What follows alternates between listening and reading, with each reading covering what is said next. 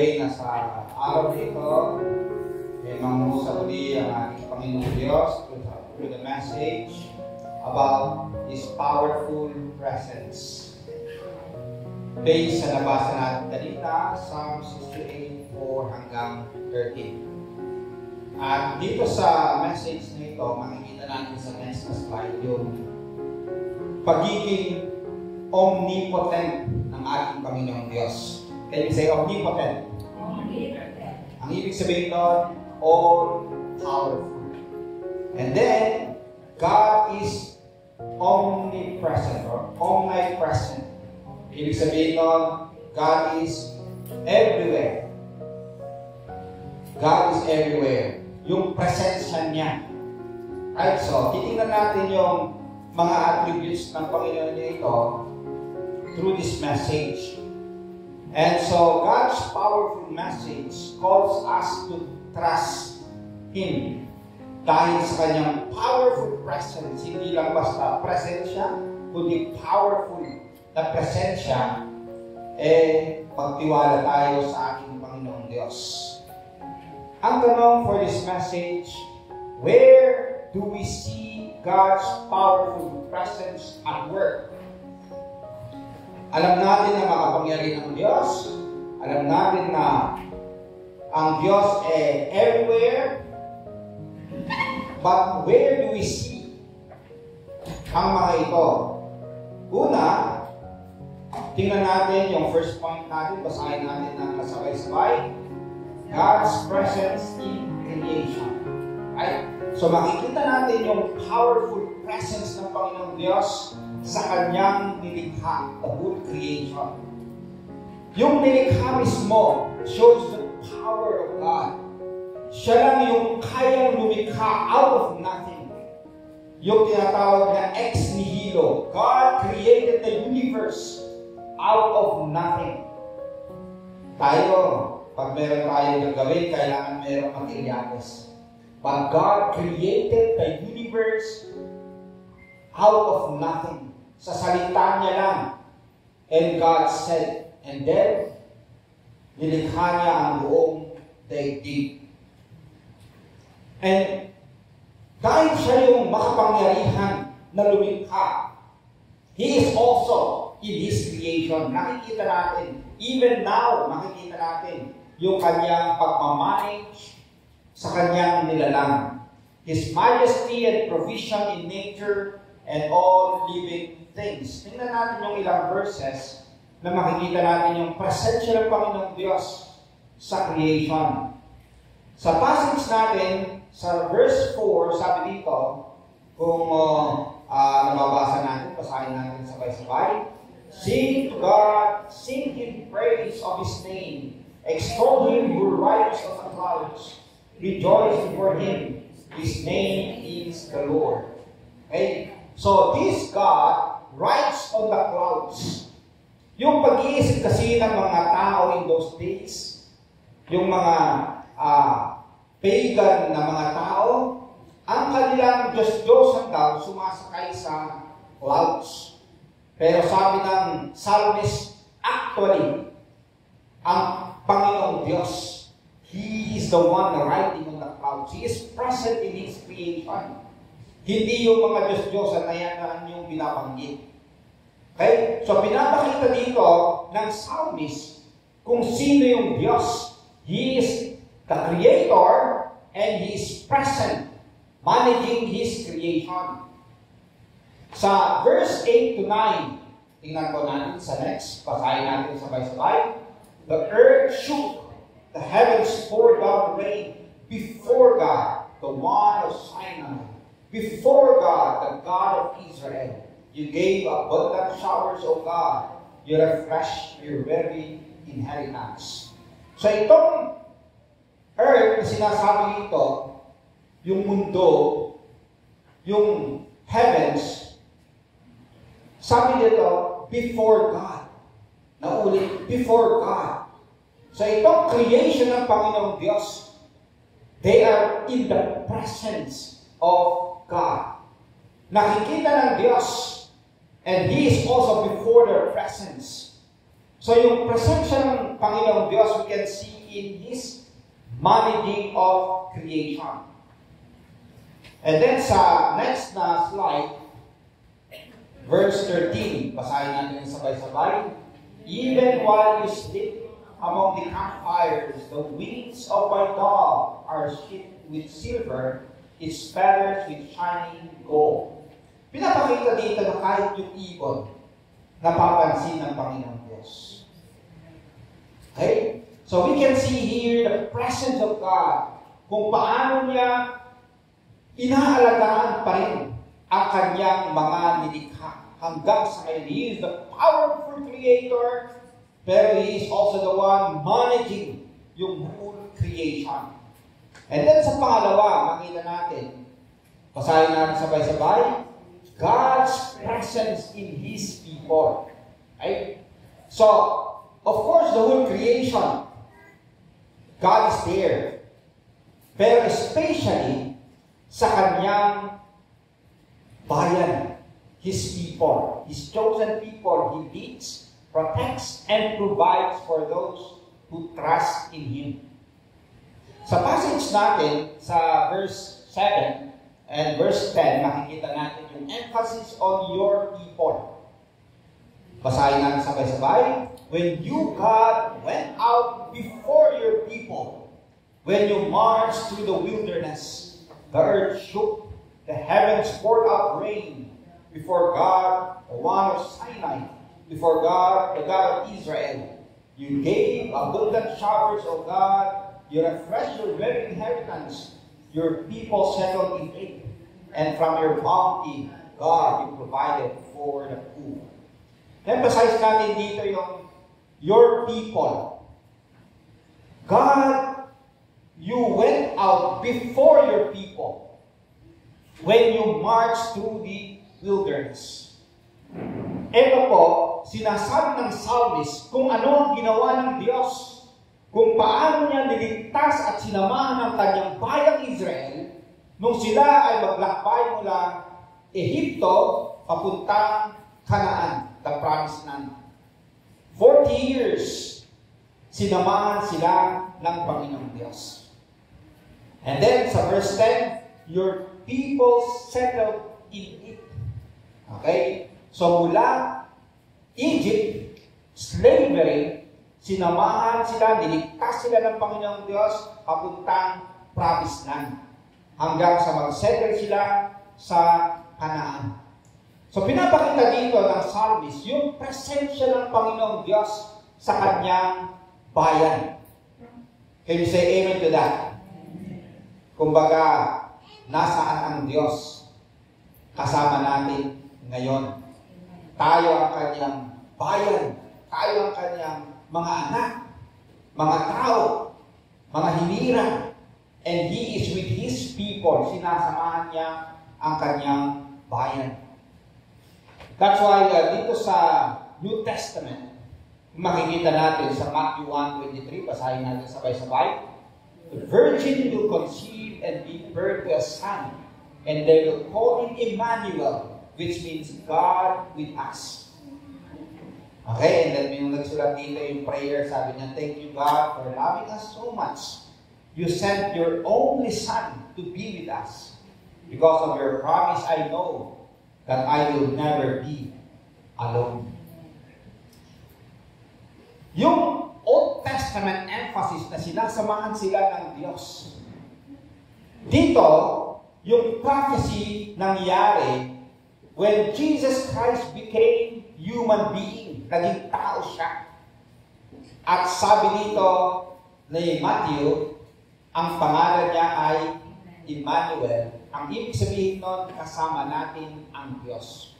Literally, ang Diyos naging tao at sinamahan ang kanyang mga hinirang. Sinamahan ng mga tao. Right? Naging tao siya.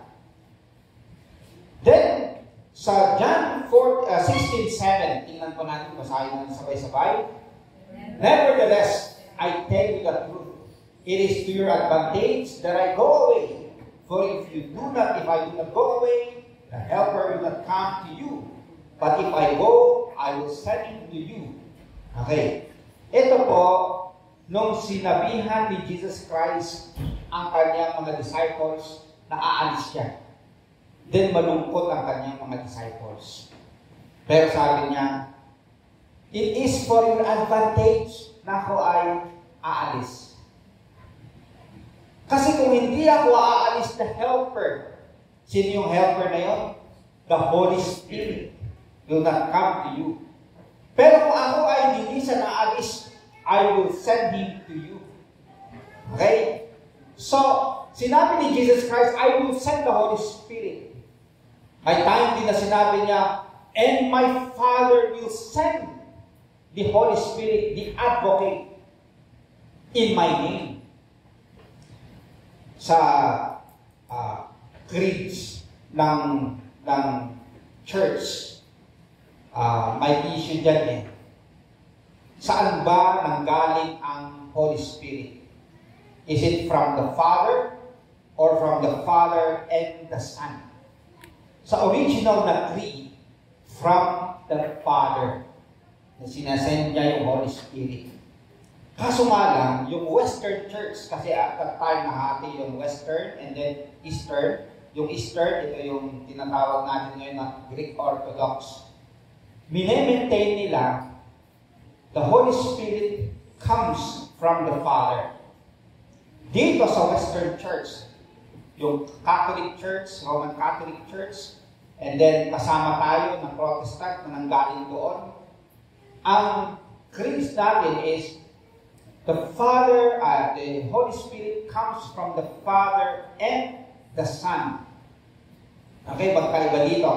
Ang sabi lang nila from the Father. Pero dito sa passage na ito, makikita natin yung sabi ni Jesus Christ, I will send the Holy Spirit, the Helper. And then sabi niya rin, the Father will send. So very clear na the Father will send in the name of Christ. Okay, so yun po yung debate ng mga Christians, even in this creed ng mga Christians. But ang application nito, mga kapatid, ang presensya ni Jesus Christ nasa atin. By the Holy Spirit, sa pamamagitan ng Holy Spirit. Kaya dito sa words ni Jesus Christ, basahin natin sa next na slide, where 2 or 3 are gathered in my name, I am there in the midst of them. Nandito si Jesus Christ sa pamamagitan ng kanyang Holy Spirit. So God is present among us. Jesus Christ is present among us sa pamamagitan ng Holy Spirit. Nung ako ay nag-aaral sa Bible School, tanong ng teacher namin, sino yung nasa puso ninyo? Okay, sabi namin, si Jesus Christ. How about the Father? Nandito rin. How about the Holy Spirit? Nandito rin. Di nagsisiksikan sila dyan. Na-joke lang ng professor. Pero paliwanag niya.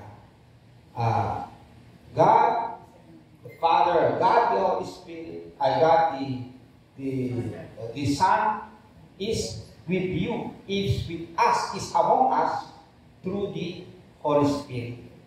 Okay, sa pamamagitan ng Holy Spirit. Okay, so ang kasama natin ngayon, pag sinasabi natin na Jesus Christ is among us, it's by the Holy Spirit. Nandito yung Holy Spirit. Time will come in the new heaven and new earth. Sabi ni Paul, we will see Jesus Christ and we will be like Him because we will see Him as He is. The perfect human being.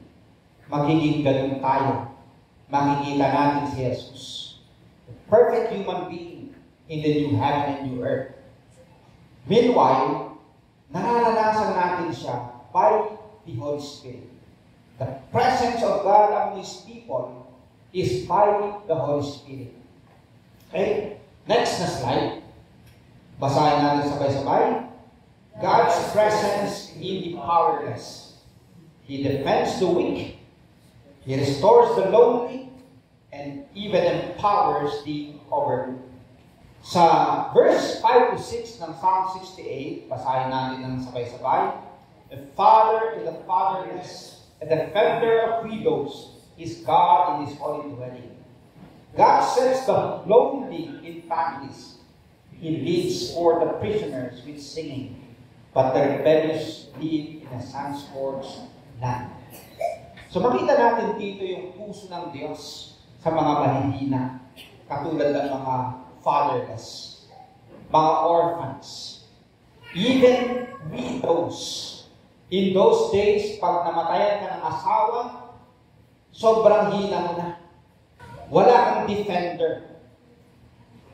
Ang kalakasan nung araw ay nasa asawang lalaki. But God is a father to the orphans and the defender of the widows. And kahit sa mga lonely, God sets the lonely in families. Binibigyan ng pamilya, ng kasama.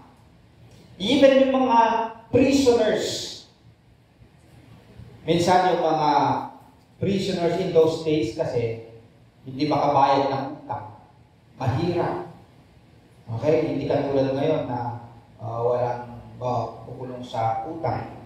Pero meron sa staff. Okay? Ayos ganun din, no? Okay. Yung mga prisoners, because of God, they can sing. They can praise God. Sa next na slide, makikita rin natin, your flock settled therein, O God, from your bounty you provided for the poor. Okay?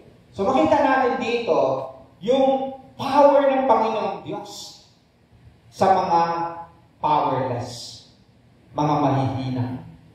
God also strengthens them, cares for them, look after them. And then isa sa mahina ng araw ay mga kababaihan. Pero makita natin sa next na slide. Basahin natin sabay-sabay. The Lord announces the word, and the women who proclaim it are mighty strong. Wow! Yung tinawag yung mga women dito na mighty. Na in those days, ang tingin ng mga tao, mahihina ang mga babae. The weaker sex. Okay, mas mahina. Pero dito, tinawag silang mighty. The Lord announces His word, and the women who proclaim it are a mighty throng. Tingnan natin yung mga examples kung paano nagpo-proclaim ang mga women, no? Usually, pag may mga victories, ang mga nagsasalita, nagpo-proclaim ay ang mga kababaihan. Pag dumarating yung mga sundalo na panalo sila, ang mga kababaihan umaawi. Example natin dito sa nung matagumpay si David, kalaban niya si Goliath. Matagumpay siya. And then pag-uwi niya, sabi dito, when the men were returning home after David had killed the Philistine, the women came out from all the towns of Israel to meet King Saul with singing and dancing, with joyful songs and with timbrels and lyres. As they danced, they sang, Saul has slain his thousands, and David his tens of thousands. And yung proclamation nila, yung victory. So women, sila yung umaawit, sila yung nagsasabi about the victory. Kaya nga, sa psalm na nabasa natin dito, itong mga kababaihan, pinili rin ng Panginoon to proclaim yung victory, yung word ng Panginoon. Kaya it's not a wonder na sila yung pinili. Una, na mag-proclaim about the resurrection of Jesus Christ. Sa next na slide, Mark 16:6-7. But he said to them, do not be amazed. Ang nagsasalita ay ang angel. Sinasabi niya sa mga women nung sila ay pumunta sa tomb ni Jesus Christ. But he said to them, do not be amazed. You seek Jesus of Nazareth, the crucified. He has been raised. He is not here. Behold the place where they laid him. But go and tell his disciples and Peter, he is going before you to Galilee. There you will see him, as he told you. Sa Matthew, ganoon din, mga women, sila yung unang nakarinig ng balita about the resurrection of the Lord Jesus Christ. And sila rin ang inutusan para sabihin sa mga disciples ni Jesus Christ. Even in John, yung si Mary Magdalene, she was chosen to go and tell about the resurrection. At hindi naniwala yung mga disciples. Pero makita natin dito yung favor ng Panginoong Diyos sa mga kababaihan. Yung tinatawag nila in those days na mahina.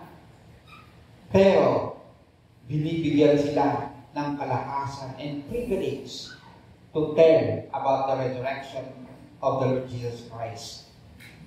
Sa next na slide, sineselebrate itong month, yung Women's History Month. Women educating and inspiring generations. Kahapon, International Women's Day. Pero yung whole month ng March, Women's History Month. Celebrating ang mga contributions ng mga kababaihan na sabi ni Pastor Arman kanina. And even we can see in the Bible how they are being recognized sa Old Testament and even sa New Testament. Kaya purihin ang Panginoong Diyos sa buhay ng mga kababaihan. Lapakan natin ang Panginoong Diyos sa buhay ng mga kababaihan. Na even, minsan tinitingnan sila na mas mahina. Pero nasa kanila ang kalakasan ng Panginoong Diyos. Purihin ang Panginoong Diyos. Ang response natin, if God is powerful and present sa kanyang nilalang. If God is powerful and present na kaya niyang iligtas ang kanyang bayan. Ang example, itong bayang Israel from Egypt of slavery papunta sa Promised Land. At tayo, dumating si Yesu Kristo para iligtas tayo. Kanyang bayan. Very powerful ang ating Panginoong Diyos. And even sa mga powerless, sa mga mahihina, God is empowering them. Kung ganun, sa next na slide, ang response natin is, I believe. Can we say, I believe? I believe. So ito po yung response natin. I believe God is present. Not because I feel it. I believe God is present because He promised to be. Pinangako ng Panginoong Diyos ang kanyang powerful presence sa atin. It's a promise ng Panginoong Diyos. Minsan sabihin natin, hindi ko nararamdaman. Hindi ko nararamdaman. You believe and you will see. Minsan kasi gusto natin, to see is to believe. Pero karamihan, yung katuluan ng salita ng Panginoong Diyos, believe and you will see. Believe in the power and presence of Jesus Christ. Mararanasan mo sa buhay mo. Can we say amen to that? In the Old Testament, naranasan ng kanyang bayan And even sa New Testament, as the Emmanuel, God with us. And kahit sa ngayon, by His Holy Spirit, mararanasan natin at nararanasan natin ang presensya ng Panginoong Diyos. Because we believe in His promise. Next na application natin, basahin natin sabay-sabay. When you enter God's presence with praise, He enters your circumstances with power. Amen. Okay, so yung response natin is praise. Purihin natin ang Panginoong Diyos. Before the presence of God. Sa ngayon, we are worshiping in the presence. We are in the presence of God. At sinasabi dito, we will experience the power of God sa anumang circumstance na pinagdadaanan natin or even daraanan natin in the future. Another is, ito, next, basahin natin ng sabay-sabay. We find real rest in the presence of God and in trusting Him. And then next, tingnan natin, sabay-sabay natin basahin. In your presence, there is fullness of joy. At your right hand are pleasures forevermore. Hallelujah. Nawa, patuloy natin maranasan yung joy dahil alam natin, God is present with us. And even sa mga lonely, sa mga powerless, if you recognize Him sa iyong buhay, bibigyan ka ng joy. Katulad ng Samaritan woman, hinahanap na yung joy kung saan-saan. Dami niyang mga lalaki. Pero dumating si Jesus Christ. Ito yung naranasan niya. Yung tunay na joy in the presence of God. And then, basahin natin yung next na slide. Kung nakikita natin, people are hungry for real revelation and insight, whether they realize it or not. And there's only one place to get it, in the presence of God. Naghahanap po yung marami. Kung ano man yung kanilang uhaw or gutom sa buhay, matatagpuan nila yan sa presensya ng Diyos. Kaya ito po yung mission natin, mga kapatid. Hindi lang po na tayo ay maranasan natin yung Diyos. Ang nais ng Diyos, maranasan din ng iba. Can you say amen to that? Amen. Kaya tuloy po, mga kapatid, sa ating mga misyon. Tuloy po sa ating pagbabible study. Tuloy po tayo sa ating paghayo. Tuloy po tayo, i-share natin yung Word of God. Kailangan ng marami ang tunay na kasiyahan sa presensya ng Panginoong Diyos. At habang ginagawa natin, basahin tuloy natin yung ating kalakasan. Next na slide. For it is God who works in you to will and to act in order to fulfill His good purpose. Purihin natin ang Panginoong Diyos dahil kahit tayo ay mahina, pero pag nagpapagamit tayo ng Panginoong Diyos, sabi dito, ang Panginoon ang gagawa. Para magawa natin ang nais niya. So we continue to rest in the powerful presence ng Panginoong Diyos. Hindi sa sarili nating kalakasan, kakayanan, kundi sa kalakasan, kakayanan ng ating Panginoong Diyos.